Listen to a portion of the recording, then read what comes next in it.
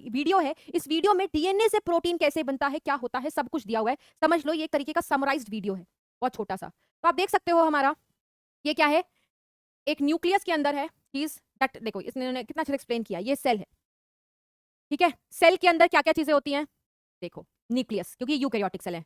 अब ये न्यूक्लियस है, न्यूक्लियस के अंदर न्यूक्लियर पोर होता है, पोर के अंदर घुस गए, क्रोमोसोम होता है, डीएनए का कंडेंस स्ट्रक्चर मौजूद होता है जिसको हम क्रोमोसोम कहते हैं।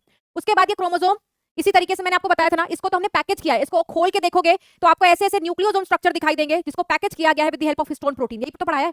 और इसको खोल दो क्रोमोसोम को तो जीन का रूप दिखाई दे जाएगा। तुम्हें डीएनए रेप्लिकेशन प्रोटीन बनाना है तो तुम खुले हुए डीएनए का ही बना सकते हो। अब डीएनए से प्रोटीन सॉरी आरएनए बनाने के लिए तुम्हें आरएनए पॉलीमरेज की एंजाइम की जरूरत मिलती है। आरएनए पॉलीमरेज अपना स्पेसिफिक न्यूक्लियोटाइड ऐड करता जाता है और ये न्यूक्लियोटाइड कॉम्प्लीमेंटरी होते हैं और सिंगल स्ट्रैंड आरएनए देखो बनती चली जा रही है, देखो बनती चली जा रही है, बनती चली जा रही है। आरएनए पॉलीमरेज घूमता चला जा रहा है आगे और specific nucleotides are being added.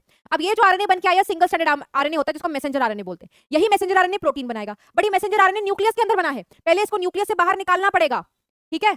अच्छा, इंट्रॉन्स हटाए गए हैं और एक्सॉन्स को जोड़ा गया है, मॉडिफिकेशन कराया गया है। अब देखो ये न्यूक्लियस के बाहर आ रहा है, क्यों? क्योंकि प्रोटीन साइटोप्लाज्म में बनता है, तो एमआरएनए जो वहां था मॉडिफिकेशन के बाद उसको यहां पर लाया गया है।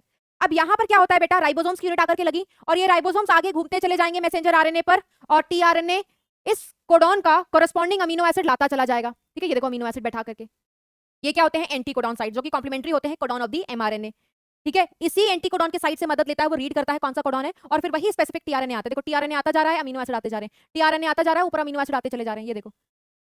और पेप्टाइड बॉन्ड देखो किस तरीके से बनती जा रही है, मैंने आपको ये पूरा प्रोसेस दिखाया भी है एनिमेशन के साथ। And this is how protein chain gets formed.